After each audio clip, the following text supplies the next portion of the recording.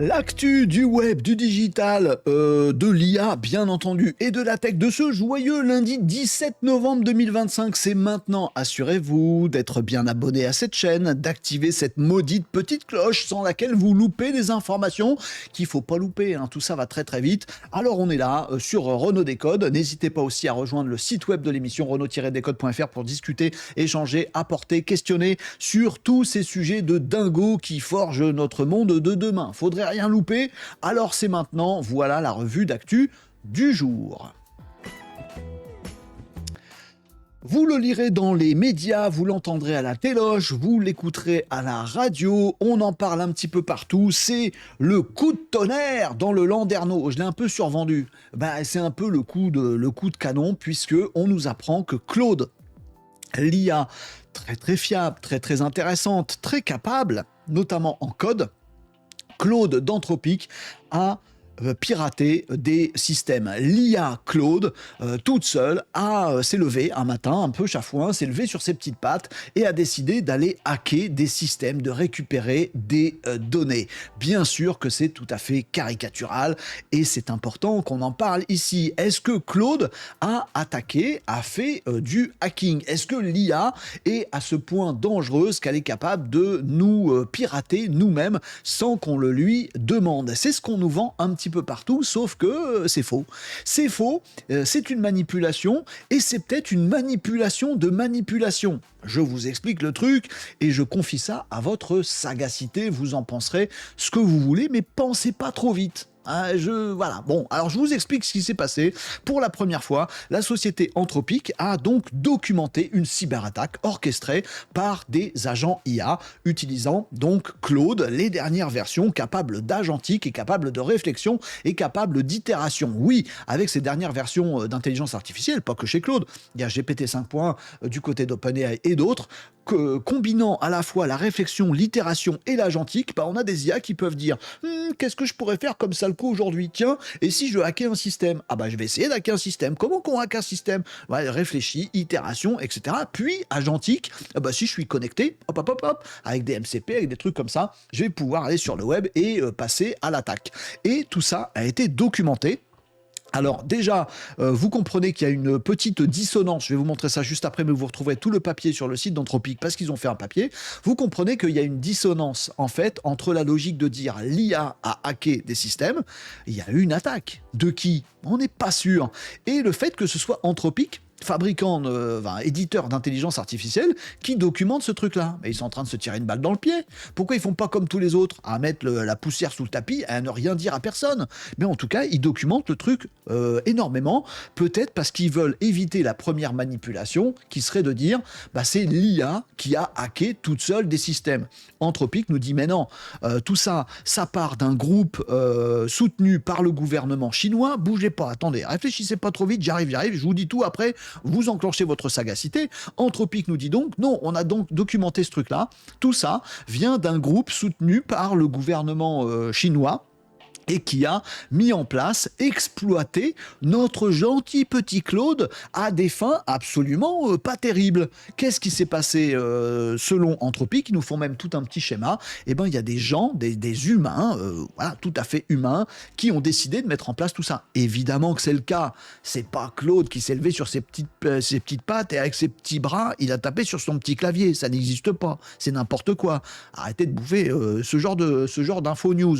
Celle-là est un petit peu plus précise, en l'occurrence, est donc documentée par Anthropic qui dit non, mais calmez-vous 2 minutes, on vous explique tout. On vous explique aussi qu'on a vu des failles à certains moments, puisqu'on a fait croire à Claude que c'était un exercice et donc pas du hacking pour jailbreaker le truc, passer outre les instructions qui sont données au système. Et Anthropic nous dit du coup, on va bosser encore mieux grâce à cet affront qui nous a été fait à notre petit Claude. On va pouvoir régler encore mieux les sécurités, tout ça. On est aux commandes, on est aux manettes, bien sûr, tout ça va se sécuriser. Et donc, on se rend compte que y a une première potentielle manipulation médiatique qui est démontée par le discours documenté d'Anthropic. Mais attention, nous avons maintenant une voix qu'on peut peut-être écouter un petit peu plus qu'avant, selon moi, dans l'IA, et qui est une voix française, c'est Yann Lequin.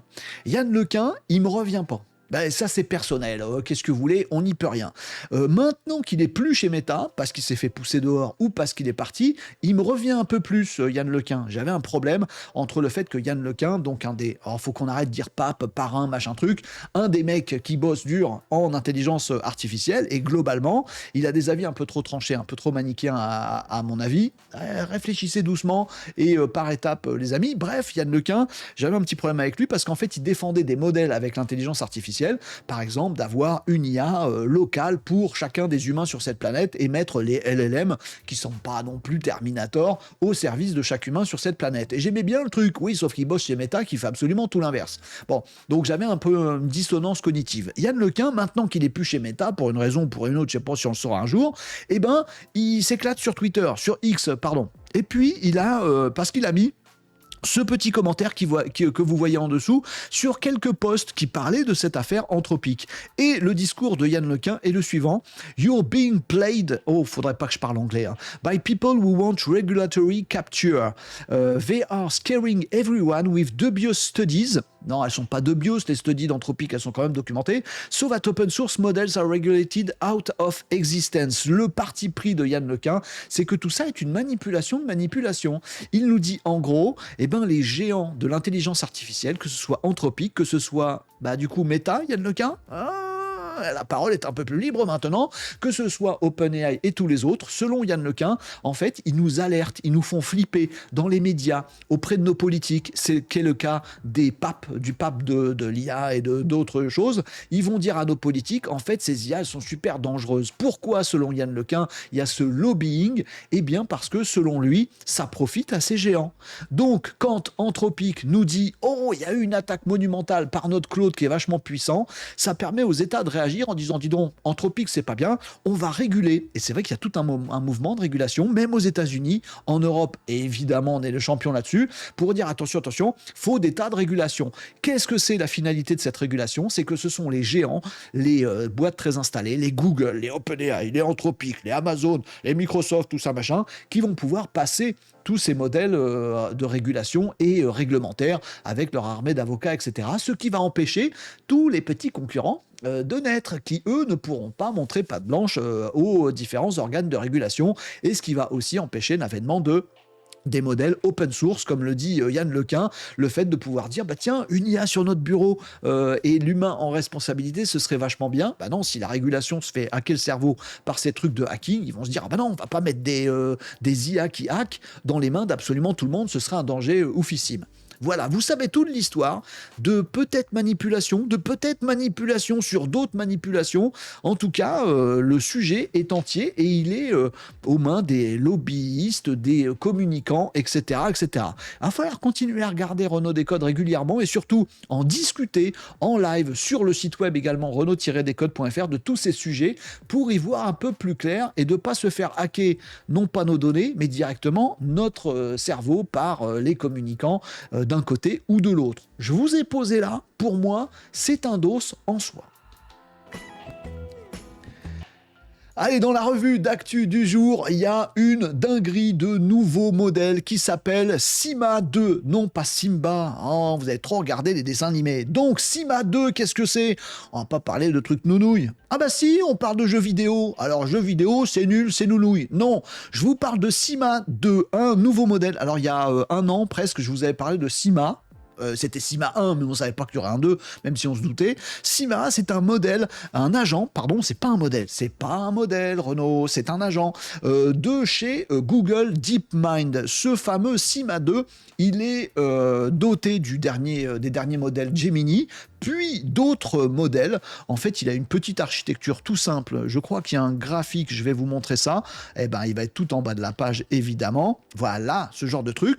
En fait, on met un petit Gemini, on le met dans un agent, on lui donne les capacités de voir des images, on lui donne les capacités d'accéder à des consoles sur Internet et puis de pouvoir simuler un clavier et une souris. C'est ça qu'on lui donne à cet agent, c'est très bien. Ensuite, on lui met une autre IA qui va stocker des informations de base de connaissances et une autre IA à part qui va lui dire, tiens, quand tu vas dans ce sens-là, c'est bien. Quand tu vas dans ce sens-là, c'est pas bien. Et on a fait ce petit système, donc Sima numéro 2, Sima 2, version 2, qui est beaucoup plus capable que Sima. Capable de quoi?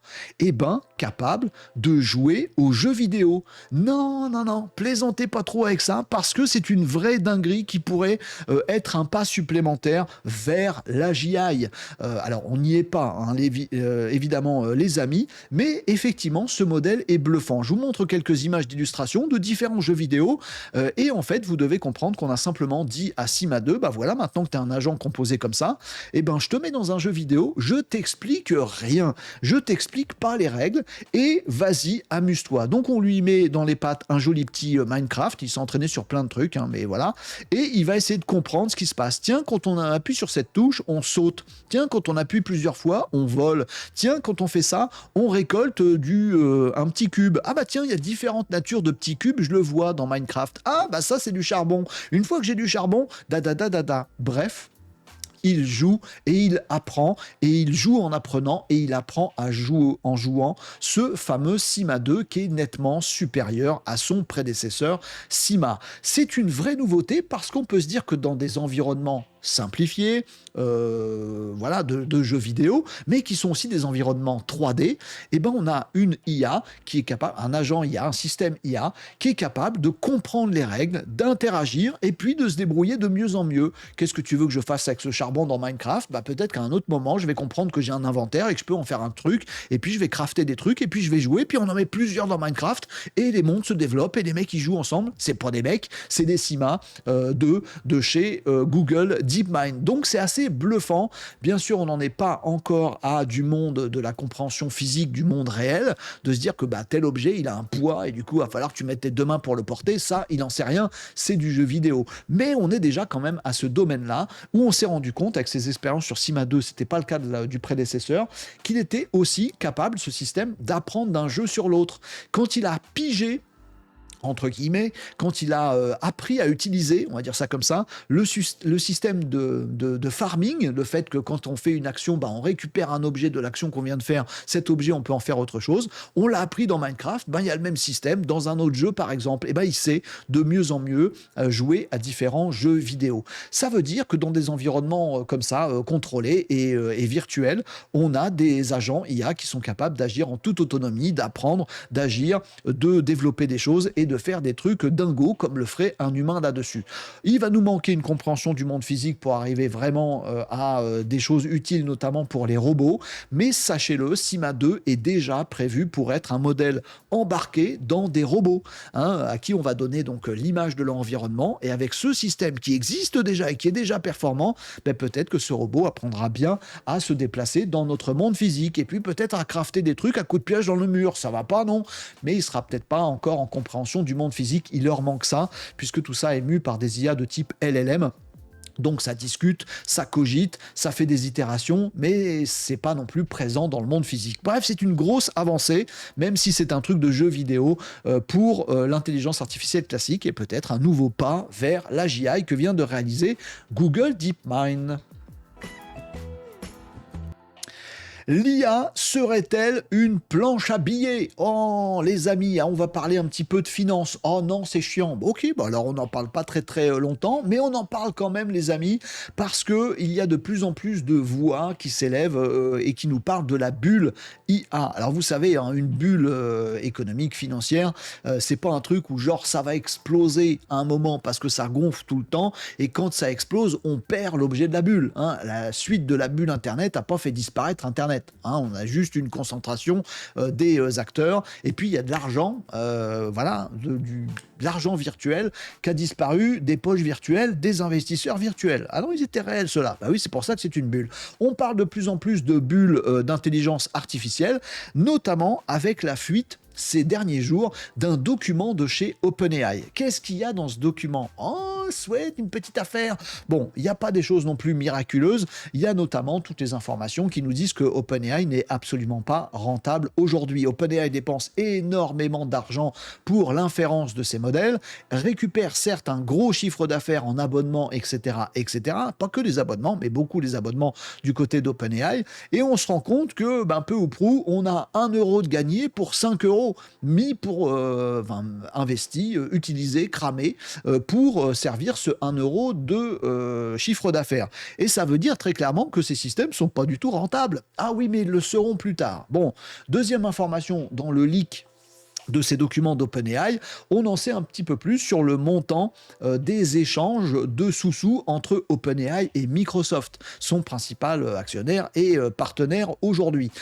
Et on se rend compte qu'il y a un petit souci de planche à billets. Qu'est-ce que c'est que ce souci, Renaud? Explique-nous. Oui, bougez pas, j'arrive avec mes mots, hein, je ne suis pas financier. On se rend compte qu'en fait, il y a 20% du chiffre d'affaires d'OpenAI qui part chez Microsoft pour leur payer l'infrastructure, l'inférence, etc. Et que dans le même temps, il y a à peu près le même montant qui part de chez Microsoft pour arriver dans les caisses d'OpenAI pour leur payer le fait que c'est utilisé dans Bing, dans des services sur Azure, OpenAI Service, etc., etc. Bref, il y a du chiffre d'affaires qui est plutôt une sorte d'échange entre deux géants. En fait, les millions, voire on n'est pas loin du milliard, hein, on est à 900 millions sur les 3 premiers trimestres 2025 du côté de chez OpenAI. Donc on sera au milliard annuel. En fait, il y a un milliard qui n'existe pas vraiment. C'est je te facture 1 milliard, mais en même temps, je te donne 1 milliard. Donc ça fait gonfler le chiffre d'affaires de tout le monde, sur lequel on se base un petit peu pour ces sociétés-là, comme OpenAI, qui n'ont pas encore de rentabilité. On se dit, ouais, mais t'as vu le chiffre d'affaires, comment ça grimpe? À un moment, ça va être rentable, ça va être une dinguerie. Eh bien, le chiffre d'affaires, il n'est pas vraiment réel et sérieux. Et on a également des institutions bancaires. Donc le Bank of America qui a sorti un gros papier et qui nous disent qu'on a un problème en fait parce que la plupart de ces géants, et je dis OpenAI parce qu'il y a eu un leak, mais c'est la même chose par exemple du côté d'Anthropic qui a investi 50 milliards, c'est des milliards de dollars dans l'infrastructure IA, donc dans des data centers, etc. Ils font tous ça, ils sont tous logés à la même enseigne, tous les Américains. Hein, les Chinois font pas pareil. Et donc, Bank of America alerte sur le fait que en 1 mois, 2 mois, je crois, il y a eu 75 milliards de dollars dans ce domaine-là qui ont été émis en obligations ou en demande de prêt. Donc les obligations, c'est quoi? C'est tu prends des actions et ces actions, on dit qu'elles valent tant et qu'à un moment, il faudra que tu nous rembourses ça. 75 milliards en 2 mois. Donc c'est de l'argent qui n'existe pas, avec lequel on achète des trucs, mais la rentabilité ne sera pas forcément au rendez-vous. Ça laisse craindre le pire pour la suite et les Chinois se gaussent. Pourquoi? Parce que les Chinois n'ont pas du tout le même modèle. Les Chinois font de l'open source sur l'IA, sont en économie en termes d'infrastructures, de data centers, de puces, etc. et arrivent, alors ça c'est absolument dingue, à avoir quand même des modèles extrêmement performants. La Chine est peut-être en train de mettre un gros taquet aux États-Unis, et pas que sur l'IA, aussi sur l'infrastructure. Surtout sur l'infrastructure, parce que ce qui peut péter, c'est les investissements sur l'infrastructure. Restera les modèles IA qui leur resteront sur les bras, dont on fera peut-être quelque chose, donc sur l'infrastructure et également sur les modèles économiques, donc l'économie des États-Unis. Peut-être qu'il y a un monde où dans 2, 3, 5 ans, on aura une crise économique qui touchera les États-Unis de plein fouet avec une hauteur absolument dingo, alors que ça ne touchera pas du tout la Chine. Peut-être que la Chine a déjà plié le game avec ses modèles économiques. Et nous en Europe, voilà. Allez, on va y revenir sur ce genre de sujet un petit peu stratégique, mais j'avais envie de vous parler un petit peu d'une information qui peut vous réjouir et qui est tout à fait sympathique, une fonctionnalité nouvelle dans ChatGPT. Une nouvelle petite fonctionnalité dans ChatGPT. Oh, ça on kiffe, ouais, ça va nous détendre un petit peu dans cette revue d'actualité, c'est pas dommage. Oui, avec ceci. Oh, qu'est-ce que c'est? Piloting Group Chats in ChatGPT. Qu'est-ce que ça veut dire cette histoire? Ça veut dire que ChatGPT arrive dans des conversations de groupe. Alors c'est en test actuellement, alors en test à échelle, au Japon, Nouvelle-Zélande, Corée du Sud et Taïwan. Bon, pourquoi eux et pas nous? Parce que c'est comme ça. Ah bon, très bien.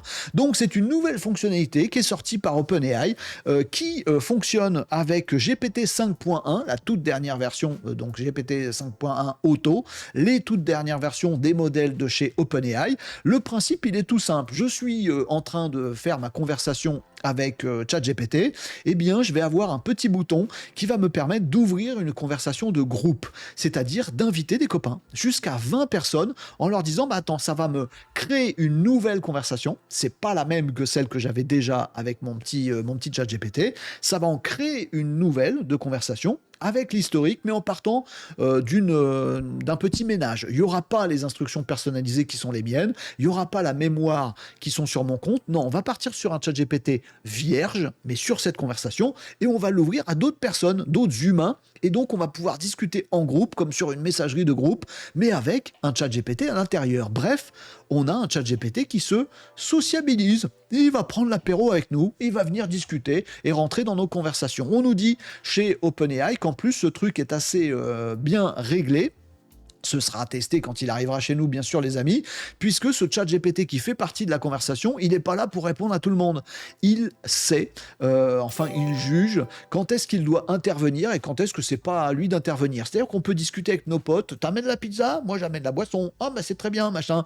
Et chat GPT parle pas dans notre conversation de groupe. Et de temps en temps, quand on se dit, faudrait avoir un bon petit rapport là-dessus pour savoir quelle pizza acheter vraiment qui plairait à tout le monde. Et ben là, chat GPT se déclenche et participe avec nous dans la conversation. Alors ça a l'air d'être un petit gadget, ça en est un très clairement, mais ça a l'air bien ficelé et ça pourrait donner plein d'idées d'usage à plein de gens, d'avoir une IA qui participe, qui se sociabilise et participe à nos échanges. C'est fait pour ça, avec ces groupes chat avec ChatGPT.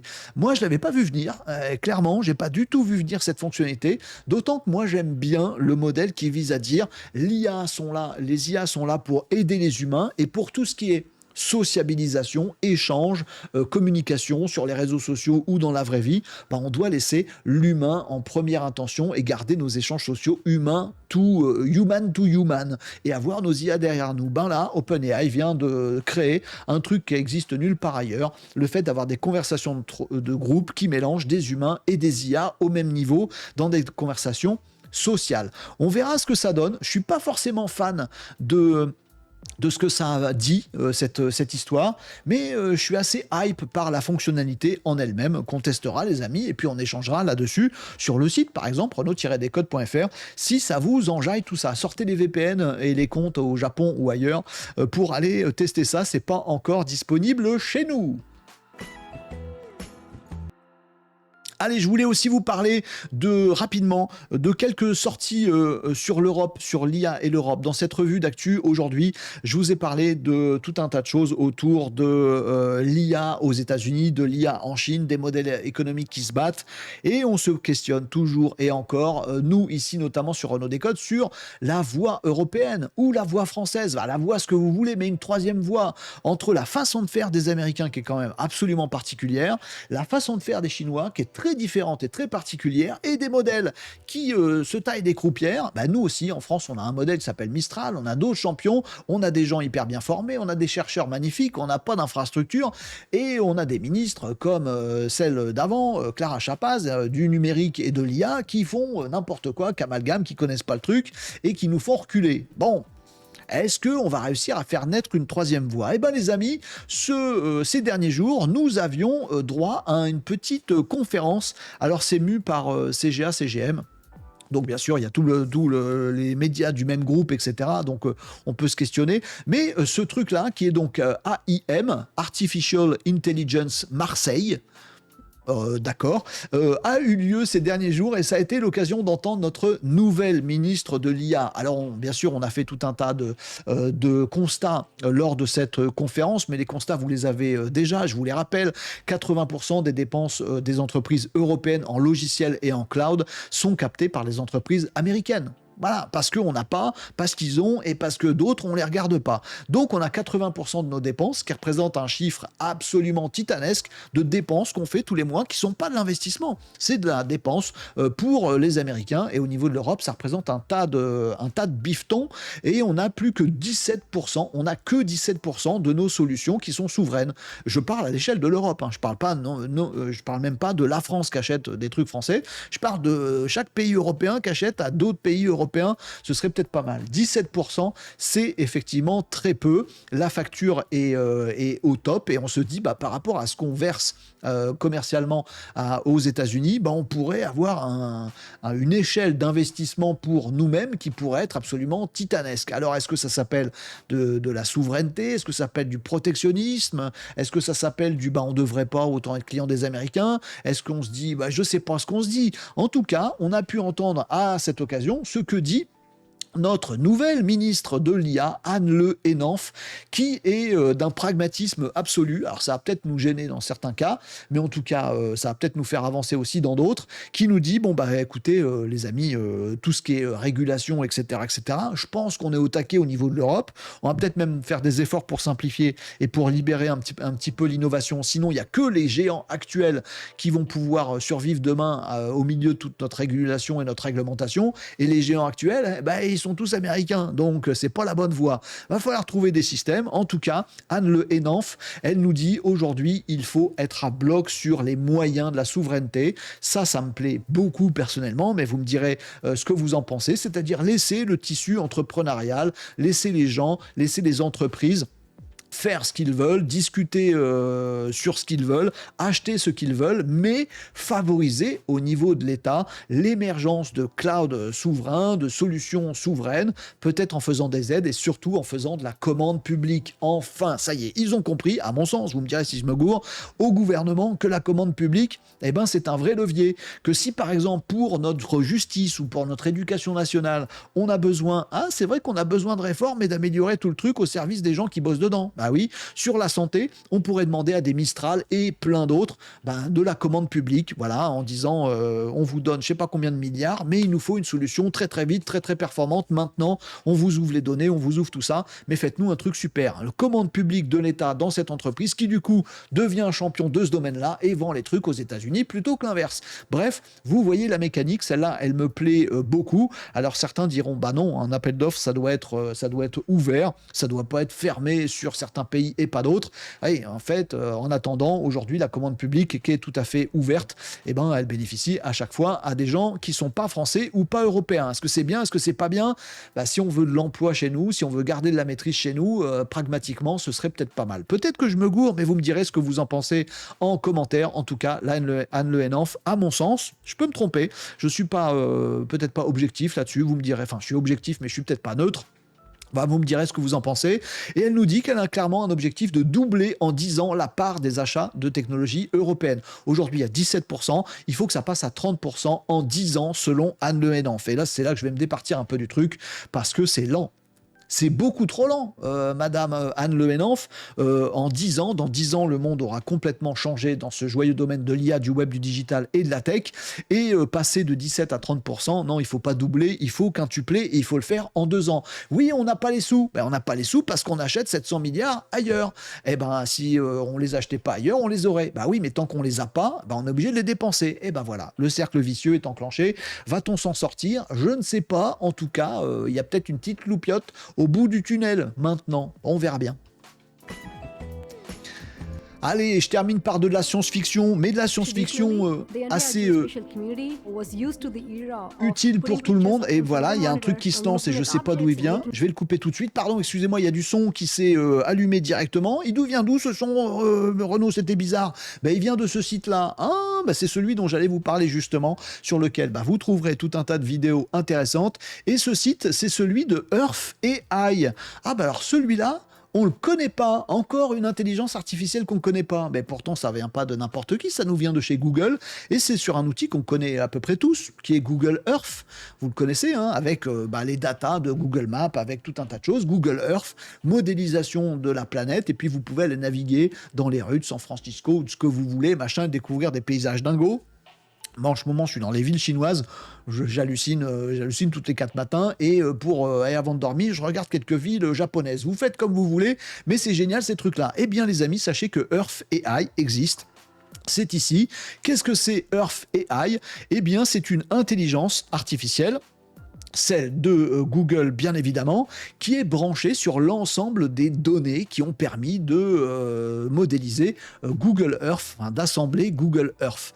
Et donc, ça permet de faire des dingueries, parce que des données dans Google Earth, il y en a depuis très longtemps. On les récupère, des images satellites, des images de trafic, de trafic de véhicules, etc., des cartes historiques où on s'est dit, tiens, à un moment, il y a eu tel raz-de-marée quelque part, et voilà où se situait le raz-de-marée, et on sait aussi où sont les bâtiments, puisqu'on sait les modéliser dans Google Maps, dans Google Earth, et on sait plein de choses. Eh bien, ça y est, Google nous sort Earth AI, donc une intelligence artificielle branchée là-dessus, et ça peut permettre des tas de dingueries, notamment prospectives. Tiens, s'il y avait un raz-de-marée à tel endroit, s'il y avait des marées importantes ici, s'il y avait un tremblement de terre là, quels seraient les trucs touchés, pas touchés? Est-ce qu'on ferait pas mieux de mettre un poste de sécurité à tel endroit parce qu'on se rend compte direct qu'il y a une donnée, machin. Bref, on va avoir une super IA branchée sur les données de notre planète. Enfin, ce qu'on a fait en surface sur notre planète, hein, pas beaucoup plus que ça. Mais bougez pas,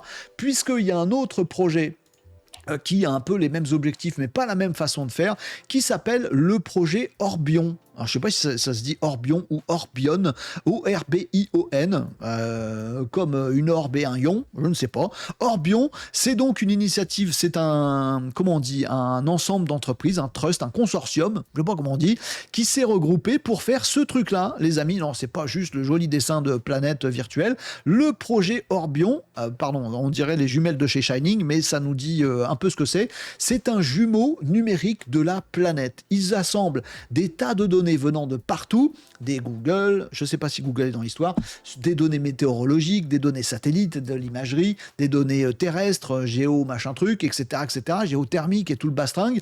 Bref, ça assemble toutes les données pour créer un jumeau numérique de la planète. Donc là, il ne s'agit pas d'avoir des datas qu'on peut exploiter, il s'agit d'avoir un double numérique, bien sûr, on ne va pas construire une autre Terre à côté de la nôtre, un double numérique de notre planète et pouvoir bouger des trucs dessus. Par exemple, se dire, tiens, si un réchauffement de tant de degrés, de tel courant marin, qu'est-ce qui se passerait? Ils sont en train d'assembler un jumeau numérique. Alors, il y a déjà des jumeaux numériques qui existent dans les entreprises. Faire un jumeau numérique de ces ateliers d'industrialisation pour se dire, tiens, si on bouge les choses comme ça, si on met les travailleurs comme ça, qu'est-ce que ça change? Ça permet de ne pas faire des vrais tests en réel et de se vautrer. Ça permet de voir plein de choses sur le jumeau numérique du truc. Voilà, ça existe aussi au niveau de quelques villes. Angers, d'ailleurs, en France, est assez pionnier là-dessus. Maintenant, ça va arriver au niveau de la planète entière. Ça va nous permettre de faire de la prospective, d'agir sur certains paramètres de notre planète, sans agir vraiment sur notre planète,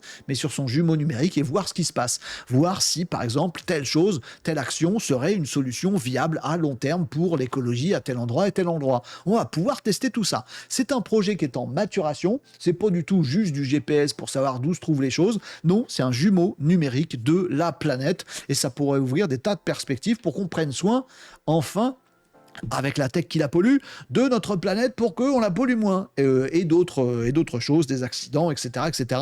Tous ces services vont servir aussi à du privé, à des assureurs et des choses comme ça, bien évidemment. En tout cas, on se développe avec l'IA et en regardant peut-être ce qu'on a de plus précieux, le truc est sous nos pieds, notre petite sphère bleue. Voilà les amis pour les actus du jour. Il y avait du dossier, c'est une revue d'actu du lundi, mais plein de choses qui seront à réfléchir sur le futur de tout ça et sur ce qui arrive. J'ai intercalé quelques petites news un peu plus pragmatiques et sympas qu'on va pouvoir tester rapidement. Merci et bravo à vous d'avoir suivi ces revues d'actualité web, IA, digital tech. Intéressez-vous à ça, c'est tout ça qui forge notre futur. Et qui c'est qui tient le marteau? C'est pas l'IA, c'est pas les data centers, c'est pas Claude, c'est pas machin, c'est nous, les petits humains. À nous de d'hausser notre niveau de jeu en termes d'intelligence et de sagesse et de compétences sociales et collectives sur notre planète pour essayer d'aller dans le bon sens. Ça, c'était ma petite morale bisounours de comptoir de la fin. N'hésitez pas à nous retrouver en live tous les lundis midi, mercredi midi, vendredi midi sur les réseaux pour débattre de tous ces sujets-là et aborder tout un tas de questions. Également sur le site web de l'émission, à toute heure du jour et de la nuit, vous trouverez la communauté prête à discuter avec vous. Venez nous rejoindre sur renault-décode.fr. À très bientôt pour une nouvelle revue d'actualité web, IA, digital tech, à chaque fois passionnante. On nous sort des dingueries, un petit peu inquiétantes des fois. Faut faire marcher notre cerveau sur Renault Décode.